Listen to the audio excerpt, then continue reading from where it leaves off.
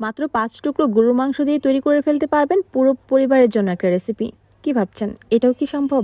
হ্যাঁ, এটাও সম্ভব। মাত্র 5 টুকরো মাংস দিয়েই আপনার পরিবারের জন্য চমৎকার এই রেসিপিটা বানিয়ে নিতে পারবেন। আর খেতে এতটাই মজার হয় যে আপনি একবার বানানোর পর আশা করছি বারবার রিকোয়েস্ট আসবে। চলেন আর কথা বাড়াবো না, চলে যাব মূল রেসিপিতে। দেখতেই পারছেন একদম সলিড 5 টুকরো গরুর মাংস নিয়েছি। এখানে কোনো হাড় থাকবে না, একদম সলিড। এরকম ছোট সাইজের 5 টুকরো নিয়েছি। সাইজগুলো কিন্তু তেমন বড় না বা একদম ছোটও না।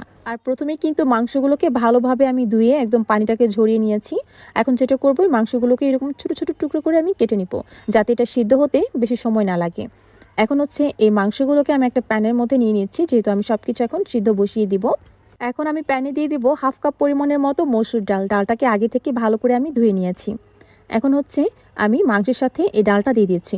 আমি তো মসুর ডাল দিয়ে করছি, আপনারা চাইলে এখানে বুটের ডাল দিয়েও করতে পারবেন। এখন এখানে একটা মাঝারি সাইজের আস্ত রসুন দিয়ে দিব, 2টা শুকনো মরিচ দিয়ে দিচ্ছি, এতে করে ফ্লেভারটা ভালো আসে, খেতেও ভালো লাগে। চাইলে কাঁচা মরিচও দিতে পারেন। এখন এখানে আমি 1/2 চামচ পরিমাণের মতো আদা কুচি দিয়ে দিলাম। এখন এখানে আমি ঘরে বানানো গরম মশলা দিয়ে দিচ্ছি 1 চামচ পরিমাণের মতো। 1 চামচের 3 ভাগের 1 ভাগ আমি দিয়ে দিচ্ছি কাবাব মশলা, যেটা ঘরেই ছিল এর জন্য দিয়েছি। আপনারা চাইলে অন্য যে কোনো মশলা দিতে পারবেন। এখন হচ্ছে আমি স্বাদ মতো লবণ দিয়ে দিচ্ছি। আর হলুদ আর মরিচের গুঁড়া আমি দিয়ে দিচ্ছি 1 চামচের 3 ভাগের 1 ভাগ, আমি একসাথে দিয়েছি। চাইলে আপনারা আলাদা করেও দিতে পারবেন। এরপর এখানে আমি 3 কাপ পরিমাণের মতো পানি দিয়ে চুলায় বসিয়ে দিয়েছি।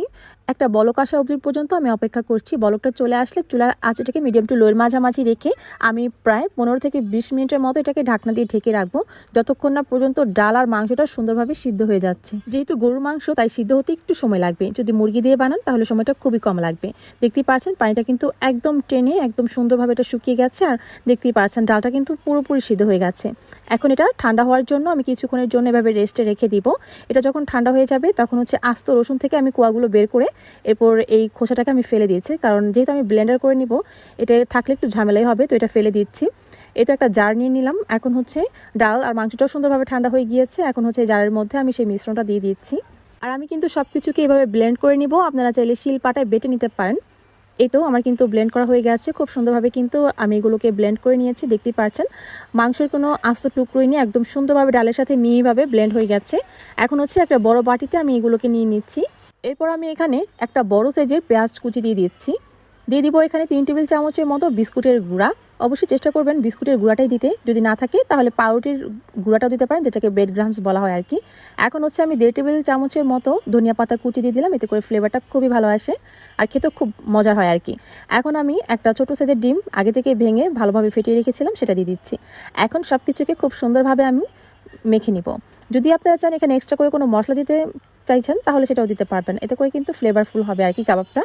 সব কিছুকে খুব সুন্দরভাবে মেখে নিলাম।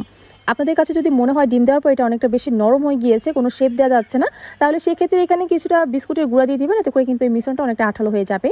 আর অবশ্যই কিন্তু কাবাবের এই মিশ্রণটা মাখানোর সময় একটা ডিম দিয়ে দিবেন, এতে করে যেটা হবে কাবাবটা যখন ভাজবেন তখন কিন্তু আর ভেঙে যাবে না, তা না হলে কিন্তু ভেঙে যাবে। তো কাবাবগুলোর এখন শেপ দিয়ে নিব। এর জন্য আমি প্রথমে হাতে একটু তেল মেখে নিয়েছি, যাতে শেপগুলো সুন্দরভাবে দেওয়া যায়, হাতে যেন লেগে না থাকে। আমি তো এরকম করে কাবাব শেপ দিয়ে নিলাম। আপনারা চাইলে অন্য যে কোনো শেপ দিয়েও কিন্তু বানাতে পারবেন, কোনো সমস্যা নেই। এই তো আমার সবগুলো কাবাব কিন্তু বানানো হয়ে গিয়েছে। 5 টুকরো মাংস দিয়ে আর 1/2 কাপ মসুর ডাল দিয়ে কিন্তু অনেকগুলো কাবাব হয়েছে। তো এই তো প্রথমে আমি এক ব্যাচ ভেজে নিব, যতটাই প্যানের মধ্যে ধরবে ততটাই আমি এখানে দিয়ে ভেজে নিচ্ছি।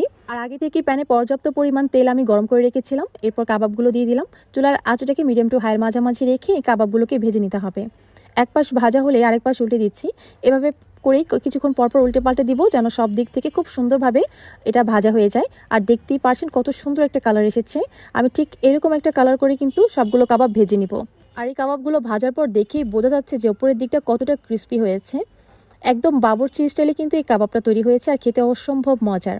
আর সময়টাও কিন্তু খুবই কম লেগেছে এই কাবাবটা বানাতে। আপনারা যারা হচ্ছে খুবই কম সময়ে কাবাব বানাতে চান, আপনারা তখন কিন্তু এইভাবে বানাতে পারেন। মসুর ডালটা তো সিদ্ধ হতে তেমন একটা সময় লাগে না, যার জন্য দ্রুত হয়ে যায়। আর এই কাবাবটা কিন্তু নাস্তা হিসেবেই না, আপনারা পোলাও, বিরিয়ানি অথবা ভাতের সাথেও খেতে পারবেন। আমার বাসায় বানানোর পর কেউ তো ধরতেই পারেনি যেটা মসুর ডাল দিয়ে বানানো। সবাই ভেবেছে যে বুটের ডাল দিয়ে কাবাবটা বানানো, আর একদম বাবুর্চিদের মতোই হয়েছে। কোরবানির ঈদ তো চলেই এলো, চাইলে সহজেই রেসিপিতে আপনারা বাসায় কাবাব বানাতে পারেন। এটা স্ন্যাক হিসেবেও খেতে পারবেন, আবার বাসায় মেহমান আসলেও কিন্তু আপ্যায়নে এটা বানিয়ে দিতে পারবেন খুবই কম সময়ে। আশা করছি সবাই খেয়ে আপনার থেকে রেসিপি জানতে চাইবে। আশা করছি বরাবরের মতো আমার আজকের এই রেসিপিটা আপনাদের কাছে ভালো লেগেছে। তাহলে আজ এখানে বিদায় নিচ্ছি, চলে আসবো নতুন কোনো ভিডিও নিয়ে। সবাই ভালো থাকুন, আল্লাহ হাফেজ।